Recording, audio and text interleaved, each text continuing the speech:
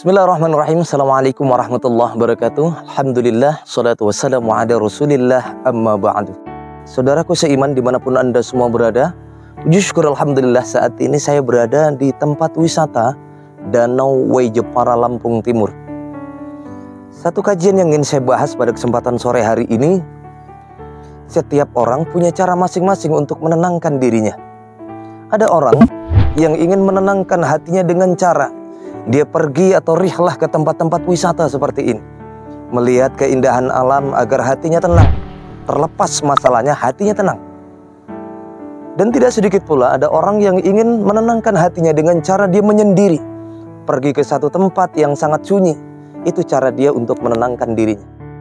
Namun na'udzubillah, tidak sedikit pula ada orang yang ketika dia tertimpa masalah, cara dia menenangkan hatinya pergi ke tempat-tempat maksiat, pergi ke diskotik, pergi ke pub, pergi ke tempat-tempat yang menyuguhkan minum-minuman keras. Dia mabuk-mabukan, itu cara dia untuk menenangkan hati. Ini yang sangat kita hindari. Bagi orang mukmin, ketika dia tertimpa sebuah masalah, dia akan mengamalkan apa yang Rasulullah ajarkan. Dalam sebuah doa, Rasulullah pernah menyampaikan, Allahumma inni as'aluka nafsan bika mutmainnah. Bagaimana cara orang mukmin ketika dia ingin menenangkan hatinya? Yang pertama, tu'minu biliqa'ika, yaitu dengan cara dia bertemu dengan Allah dalam ibadah yang dia kerjakan. Hablum minallah, orang yang beriman ketika dia beribadah, itulah cara dia bertemu dengan Allah. Satu kebahagiaan seorang hamba di saat dirinya mampu untuk bisa berdialog melalui ibadah, melalui doa yang dia panjatkan kepada Rabb-Nya. Inilah cara orang beriman di saat dia ingin menenangkan hatinya. Tu'minu biliqa'ika, dia meyakini dia bisa bertemu dengan Tuhannya dalam ibadah yang Allah perintahkan pada dirinya. Kemudian yang kedua, cara orang mukmin ketika dia ingin menenangkan hatinya, wa tardha biqada'ika, dia ridha dengan ketentuan-ketentuan Allah.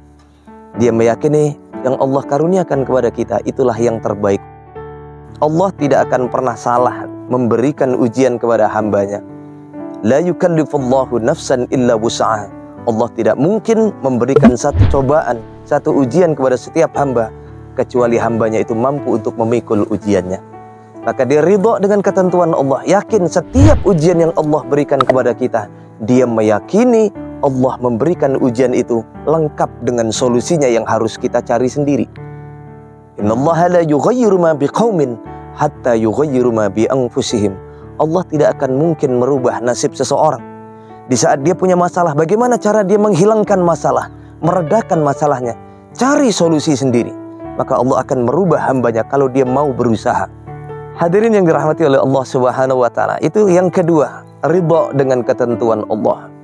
Kemudian yang ketiga, cara orang mukmin untuk menenangkan hatinya, wa taqna'u bi'ata'ika, dia selalu merasa cukup dengan pemberian dari Allah Subhanahu wa ta'ala. Masya Allah, jika seorang hamba dia merasa cukup dengan apa yang Allah berikan, dia selalu bersyukur dengan pemberian Allah.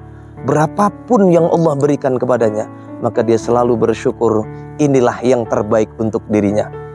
Allah tidak mungkin salah, bahkan mustahil Allah tertukar dalam memberikan rizki kepada hambanya. Hadirin jamaah sekalian yang dirahmati Allah Subhanahu wa ta'ala, tentunya kita berharap setiap kita semua punya masalah, kita bisa tenang dalam menyikapi masalah yang kita hadapi. Solusinya dengan mengamalkan tiga hal tadi yang Rasulullah sampaikan kepada kita. Tu'minu biliqa'ika, bertemu dengan Tuhan kita dan kita meyakini kita mampu bertemu dengan Tuhan kita, yaitu dengan cara kita beribadah di setiap perintah dari Allah Subhanahu wa ta'ala. Itulah mediasi kita untuk bertemu dengan Allah. Yang kedua, wa tardha biqada'ika, kita ridha dengan ketetapan dan ketentuan yang Allah berikan kepada kita.